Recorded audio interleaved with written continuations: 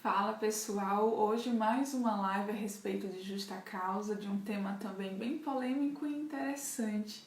Com certeza você tem dúvida. Vamos aguardar um pouquinho o pessoal ir entrando, o Instagram ir avisando.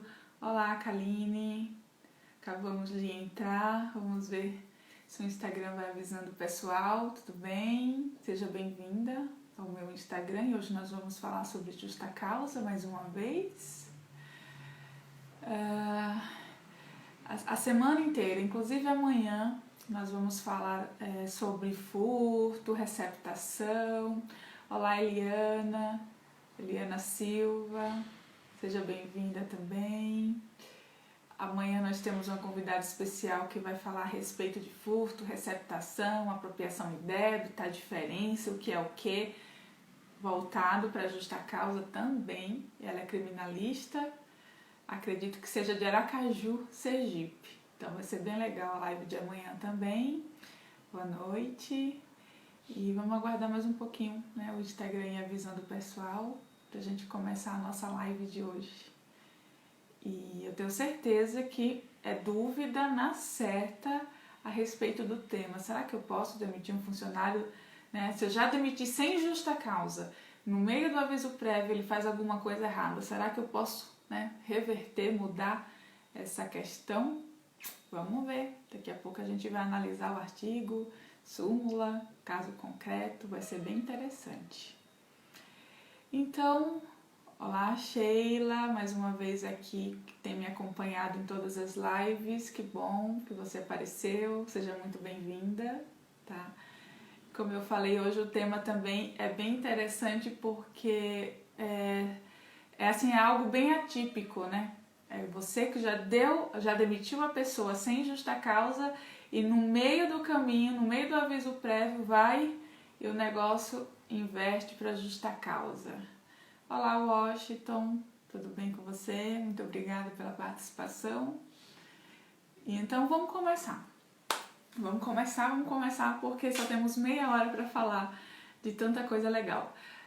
Como a gente já tinha visto anteriormente, a questão do ônus da prova sempre vai ser da empresa, independente do que o reclamante falar. O reclamante pode chegar na inicial e falar assim, Nívia, para o juiz, na excelência, eu fui demitido, não recebi as verbas rescisórias, não sei porquê. Acabou, ele simplesmente pode falar apenas isso. E daí, o que acontece? A empresa tem que provar por que não pagou.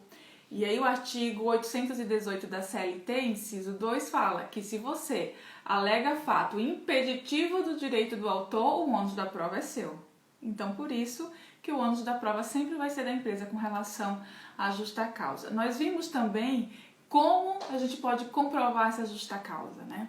Através de documentação, através de testemunha, só o boletim de ocorrência não vai rolar. Inclusive, um dos casos concretos de hoje, que é bem interessante, a pessoa furtou, daqui a pouco eu conto os detalhes para vocês, foi feito um boletim de ocorrência, mas não apenas boletim de ocorrência foi juntado no processo. E aí eu vou explicar para vocês mais na frente. Que é muito importante, além dos documentos, ter testemunha, tudo que você puder comprovar que realmente aconteceu, gravação, é necessário juntar no processo sim. E como vocês sabem, na Justiça do Trabalho, diferente do criminal, né, a testemunha, ela sim é chave no processo, tá? É chave. Muitas vezes acontece da empresa juntar os cartões de... Só para vocês terem uma noção, a empresa pode juntar o cartão de ponto do período inteiro e leva a testemunha falando, não, eu anoto corretamente a entrada, a saída, o reclamante também anotava, eu via. E aí o reclamante chega com uma testemunha e fala, nem eu nem ele, nenhum dos dois assinávamos corretamente o cartão de ponto. E aí, tem juiz que vai falar, prova dividida, beleza, cada um falou uma coisa, mas eu tenho o documento da empresa falando o cartão de ponto com todas as anotações, entendo que está correto, beleza, a empresa ganhou. Mas tem juiz que vai dizer, não me convenceu a testemunha da empresa. E aí, acabou, né? Perdeu o pedido de horas extras. Então, assim, a testemunha no processo trabalhista é de extrema importância. E, inclusive, a gente conversou, acho que há 2 dias atrás, a respeito da importância do advogado chegar antes, chegar com antecedência na audiência, conversar com a testemunha, conversar com o seu cliente se for reclamante, se for preposto no caso de empresa, perguntar à testemunha o que ela sabe, o que ela presenciou, né? E aí ela vai narrar para você, olha, com relação ao horário, como acontecia, com relação à dispensa, o que ocorreu. E ela vai falar para você. Se você entender que ela é uma boa testemunha, você, né, põe ela para ser ouvida. Mas se você entender que ela é uma péssima testemunha, ou não viu, ou está inventando, ou sei lá, ou foi comprada, sei lá, é melhor evitar esse certo tipo de problema, né? Não vale a pena, não vale a pena. Outra coisa bem interessante também é a questão das penalidades. Inclusive, a doutora Jussiara que está nos assistindo, seja muito bem-vinda, doutora Jussiara. A nossa live foi ontem e a gente falou quais são as penalidades que a empresa pode aplicar ao reclamante, né? Na verdade, assim, ao empregado, né? Que reclamante é quando já ingressa com a ação. Quais as penalidades que a empresa pode aplicar ao empregado? E advertência escrita, advertência verbal é a primeira que eu já falei para vocês, que eu não sou muito fã de advertência verbal, porque é algo complicado, né? De você comprovar que fez. Você não pode chegar, inclusive a doutora Jussiara falou isso, você não pode chegar na frente de todo mundo e chamar a atenção do seu empregado.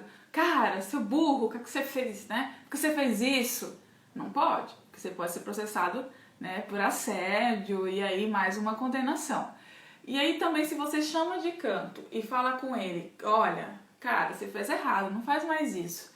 E aí chega na Justiça do Trabalho, não tem como você comprovar que chamou, que deu uma advertência verbal. É muito complicado. Então assim, eu sou daquelas que vai dar uma advertência que seja escrita, pra gente ter provas, com certeza. E depois a gente vem ver a questão da suspensão, né, que a pessoa nem trabalha e nem recebe. Se não trabalhou, não vai receber por aquele dia. E além de tudo, vai refletir inclusive na questão das férias do empregado, né? Vocês sabem que a partir de 6 faltas, se durante um ano você empregado faltou mais de 6 vezes, a partir de 6 vezes, as suas férias vai ser reduzida de acordo com a quantidade de faltas que você tiver. Então, suspensão também não é uma coisa boa, né, para o empregado. Já é uma penalidade mais grave, não chega a ser justa causa, mas é grave também. Outra coisa bem interessante é quantos dias eu posso aplicar, né, suspensão, que a gente também já falou aqui. Os dias de suspensão que a gente pode aplicar, né, contra o empregado é no máximo 30 dias. Apesar que eu nunca vi nenhuma empresa aplicando 30 dias de suspensão, porque é algo extremamente grave. A pessoa não vai receber salário, né? Não vai receber salário e não vai ficar satisfeita com isso, com certeza. A pessoa não recebendo salário vai ingressar com a ação falando, olha, suspensão indevida, sabe? Olha o absurdo, olha a gravidade, não fiquei sem salário. Então, assim, você pode aplicar até 30 dias. O comum é 3, 4, 7 no máximo. O que eu já tenha visto, 7, assim. Dependendo do que a pessoa fez, tá bom? Outra coisa bem interessante é a questão do aviso prévio. Eu simplesmente demiti a pessoa sem justa causa. A demissão foi sem justa causa. Ok, perfeito.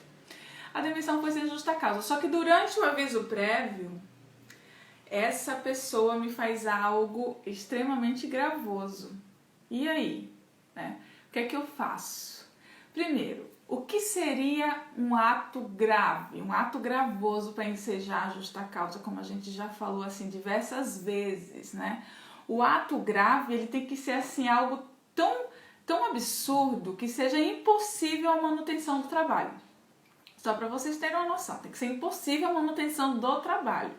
Se é algo assim que foi grave, tudo bem, mas que não vai repercutir tão negativamente na empresa, o que é que eu faço?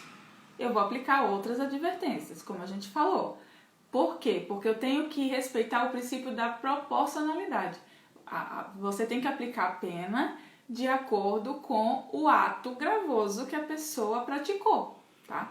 Eu não posso ser desproporcional. Exemplo, faltou um dia, faltou 3 dias, eu já vou e aplico justa causa direto? Não.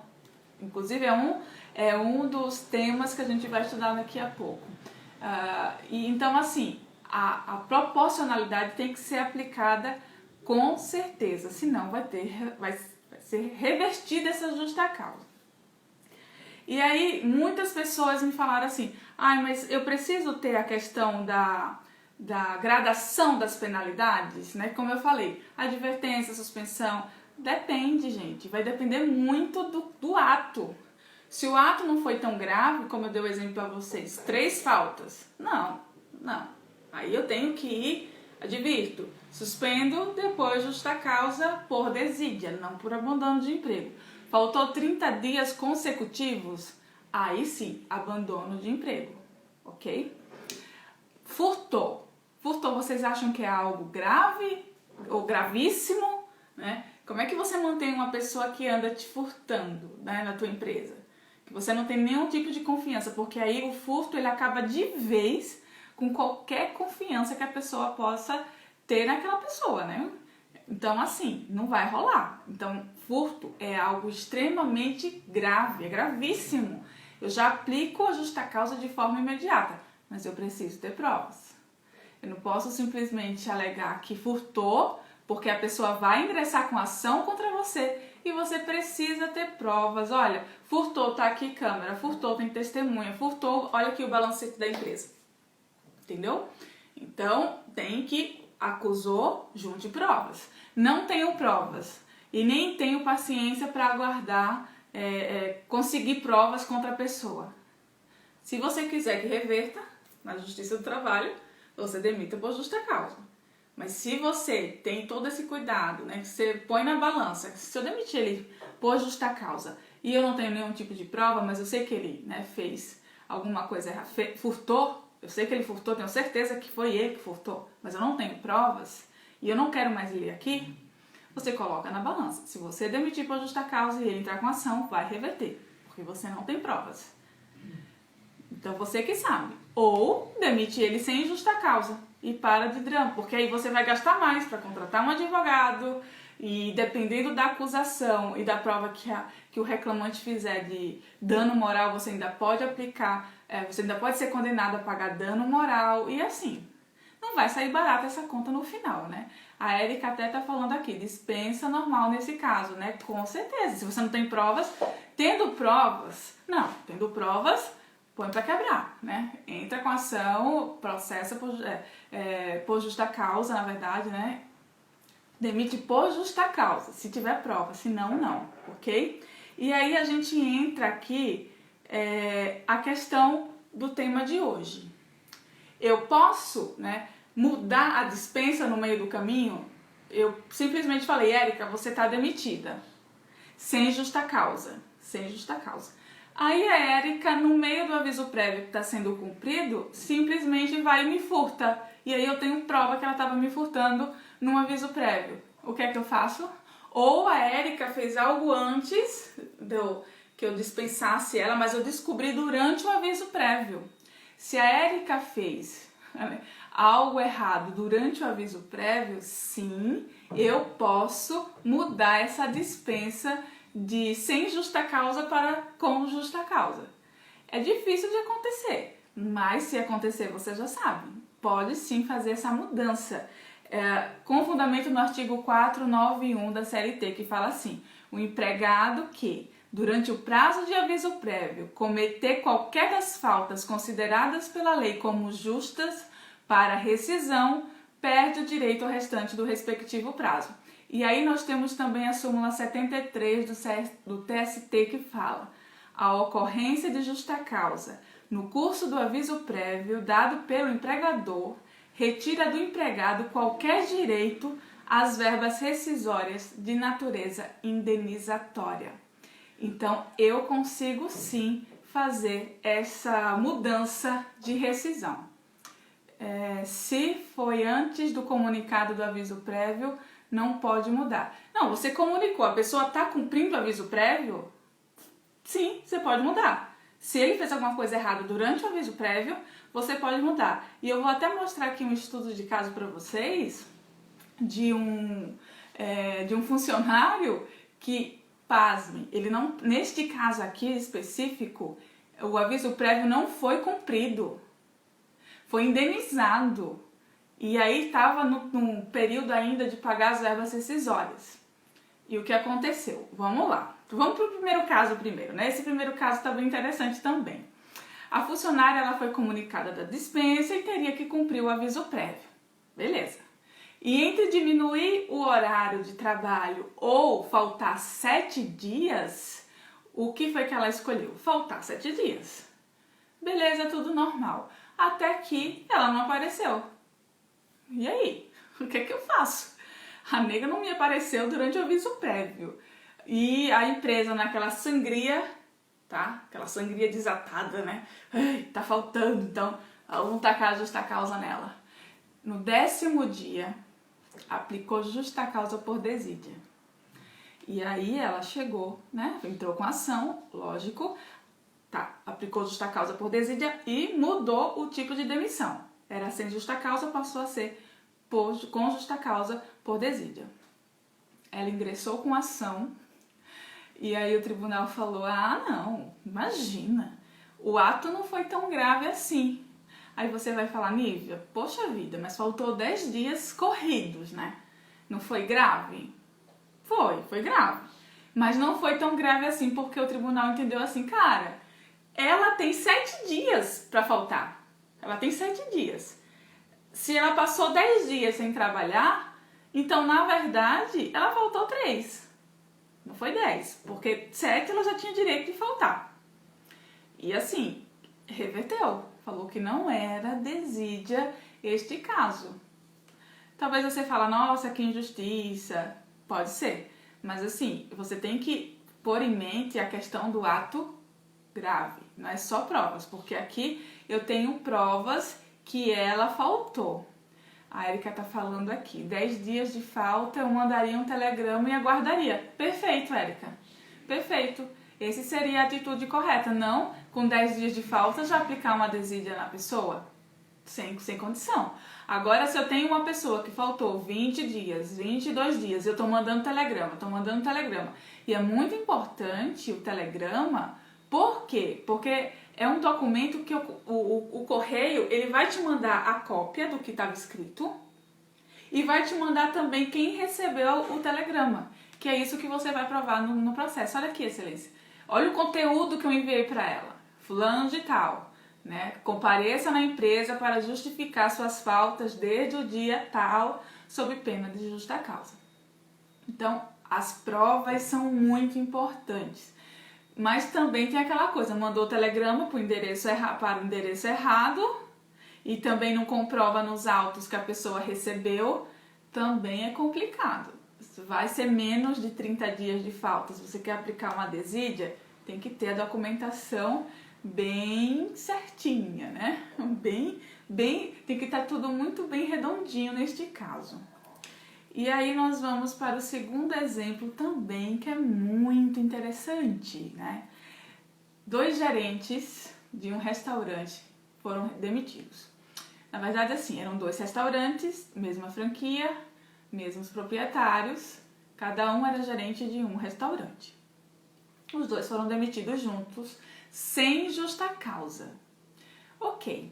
No meio do caminho, né? E outra coisa, o aviso prévio deles não foi trabalhado, foi indenizado. Eles receberam eles foram contratados juntos e foram demitidos juntos.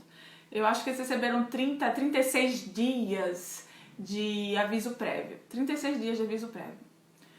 Indenizado, não trabalhado. Só que no meio do caminho, sabe os 10 dias para pagar as verbas rescisórias? Aí no meio do caminho, antes de completar os 10 dias para pagar as verbas rescisórias, o proprietário da empresa foi e pegou o computador de um dos gerentes, que era dele, né? Que era da empresa, aliás, que ele usava. Quando pegou o computador da empresa, que o gerente que foi demitido usava, ele achou várias conversas dele e o outro da outra loja, que tinha sido demitidos juntos, sem justa causa, combinando os furtos, né? Tanto de dinheiro como de produtos. E aí, o que é que eu faço? Eu consigo? O cara não está cumprindo o aviso prévio. O fato aconteceu antes da dispensa. E aí eu posso mudar? Neste caso, a empresa agiu assim de forma fantástica, tá? Fantástica, porque se muniram de todos os lados, de todas as formas. Antes dos 10 dias, chamaram ele e falaram, cara, olha a mensagem que a gente achou. E no nosso computador ainda, né? Olha a cara dele, esqueceu de apagar, foi demitido e esqueceu de apagar os furtos, as coisas que combinou com o outro. E olha o que você fez. Não vai dar, a gente vai reverter a sua demissão com justa causa. E aí ele ficou revoltado, falou que não ia assinar, e quem assinou foi a testemunha e tal. Mas a empresa fez o quê? Só fez isso? Só ficou aguardando isso? Não. A empresa fez um boletim de ocorrência, tá? Ingressou com ação crime contra os dois. E aí juntou todos os prints possíveis e impossíveis de tudo que tinha acontecido. E ficou aguardando os bonitões ingressarem com a ação trabalhista para dizer, não sei por que fui demitido, fui injustiçado, aquela velha história que a gente já conhece. E quando eles entraram com a ação, a empresa juntou. Tá aqui, ó, tudo. Cópia do processo crime, cópia do boletim de ocorrência, que inclusive eu falei para vocês já em aulas anteriores que só o boletim de ocorrência, gente, não rola. Só o boletim de ocorrência, não. Porque é um documento, por mais que seja um documento oficial, tá? Que eu posso fazer tanto na Polícia Militar como na Polícia Civil, é um documento unilateral, tá? Unilateral. E na Justiça do Trabalho, a criminal não se vincula, tá? Não tem nenhuma vinculação a criminal com a trabalhista. Então, você precisa fazer prova no processo trabalhista, porque senão você vai perder a ação. Fez o boletim de ocorrência, juntou os prints, ingressou com ação crime, juntou a cópia do processo criminal. Também uma coisa bem interessante, tá? Para comprovar, para não ter dúvida nenhuma do que aconteceu, eles juntaram o faturamento do período que eles trabalharam, tá? Para verificar a diferença de resultados da empresa. E aí o que aconteceu depois disso? Aí também, outra coisa, levaram testemunha, porque uma pessoa, uma das funcionárias, descobriu o esquema dos dois e não falou nada, porque eles ameaçaram ela. Aí, inclusive, a empresa levou, né, chamou essa testemunha para o processo criminal também, para que ela prestasse depoimento, fizesse um boletim de ocorrência por ameaça. Olha a gravidade da coisa. E fazendo tudo isso, ok. Aí o juiz de primeiro grau falou assim, não, aí é muito grave. Aí é muito grave. Lembra, não sei se eu já falei para vocês isso, a questão do aviso prévio. O tempo que está 30 dias, 32 dias, serve como tempo de serviço. E neste caso? Também. Neste caso também. É como se ele estivesse trabalhando. Porque conta para aposentadoria, conta para qualquer coisa. Então conta para isso também. Como se ele estivesse trabalhando. E aí, respondendo uma das perguntas, que foi bem interessante também da Érica, a questão, e se eu tivesse já paguei as verbas rescisórias, o que é que eu faço? Eu paguei, falei que ia demitir a pessoa sem justa causa, já paguei as verbas rescisórias, já passou os 10 dias e eu quero demitir a pessoa agora. O que é que eu faço? O que é que vocês acham? Eu posso dar louca e processar a pessoa e pedir, né, e mudar a questão para justa causa? Não. Aí já não. O bonde passou e você não entrou. Se você não ingressou, se você não conseguiu descobrir nada até a questão do aviso prévio, até o pagamento das verbas rescisórias, pagou as verbas rescisórias, aí a gente chama a questão do ato jurídico perfeito. Já pagou. Se já pagou, Érica, acabou. Não tem mais o que fazer. Já era. Ato jurídico perfeito. Eu nunca vi nenhuma empresa Olha, dá até para montar uma tese, mas assim, é um risco muito grande, é meio que uma aventura jurídica. Dependendo do caso, se fosse muito grave, sei lá, o funcionário me furtou 3 milhões, eu descobri depois que ele foi demitido. E já acabei de pagar as verbas rescisórias, descobri que ele me furtou 3 milhões. Gente, eu nunca vi. É algo assim, até procurei jurisprudência, eu não vi. Pode ser que a gente tente montar uma tese, mas a chance de você perder é muito grande, que é o que a gente chama de aventura jurídica. E falar em aventura jurídica, hoje uma pessoa me chamou no WhatsApp para verificar um processo. Dá uma olhada de quem é um processo e ver o que você acha, que a pessoa quer mudar de advogado. Aí eu falei, ai meu Deus, né? Vamos ver o que é que tá acontecendo neste processo. Gente, não tinha nada a ver. Sabe quando você é advogado civilista e você vai e mete teses, inclusive do direito do consumidor, pagamento em dobro? Eu falei, misericórdia, não. Aí não dá pra pegar, né? Porque, inclusive, quando eu fui para um dentista, eu tava usando aparelho, eu queria mudar de dentista, o dentista falou assim pra mim, Nívia, é como se fosse um bolo. Ele já preparou o bolo e colocou o bolo no forno. E se eu tiro esse bolo tiver com problema, murcho, ruim, de quem vai ser a culpa? Eu, porque tirei. Então eu não vou pegar. E eu fiz justamente isso hoje. Eu falei, cara, isso pra mim parece um bolo que ele fez. Se eu tiro esse bolo do forno e não presta, vai sobrar pra quem? Pra mim, a última que pegou.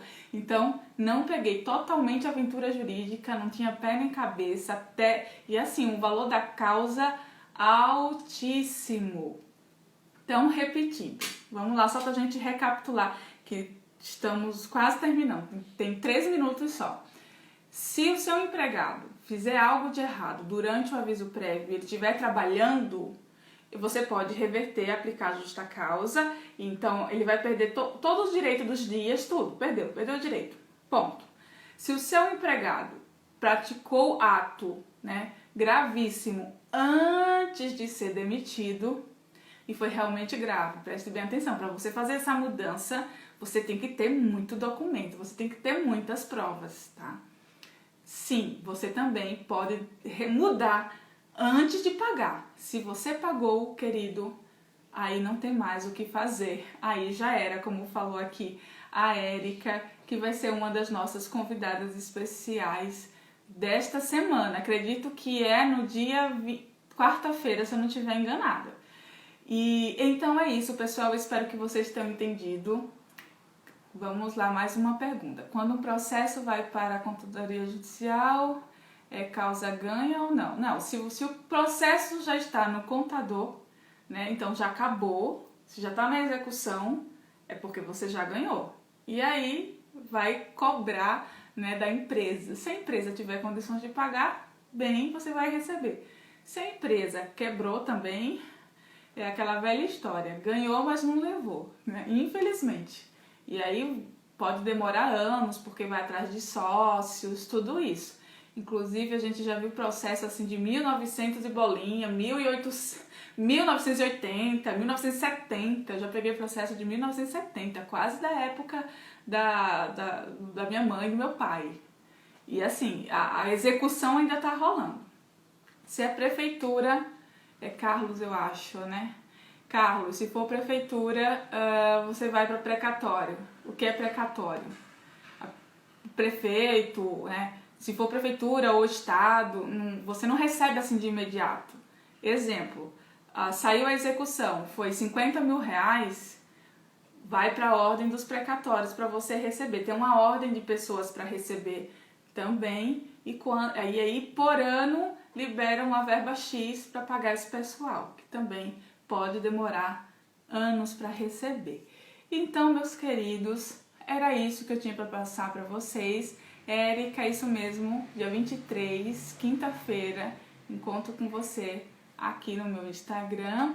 Qualquer dúvida, pessoal, vocês podem me chamar, que eu estou à disposição para sanar qualquer dúvida. Amanhã, tá? Não faltem, amanhã, 11 horas, da manhã, eu tenho uma live com uma advogada que ela é criminalista. E você que não sabe a diferença entre furto, todo mundo sabe, mas apropriação indébita, o que é isso? Receptação até tem algumas pessoas que já sabem, mas a questão da diferença dessas três figuras, nada melhor do que um criminalista para explicar pra gente. E aí você consegue enquadrar corretamente a justa causa. Então é amanhã, não faltem.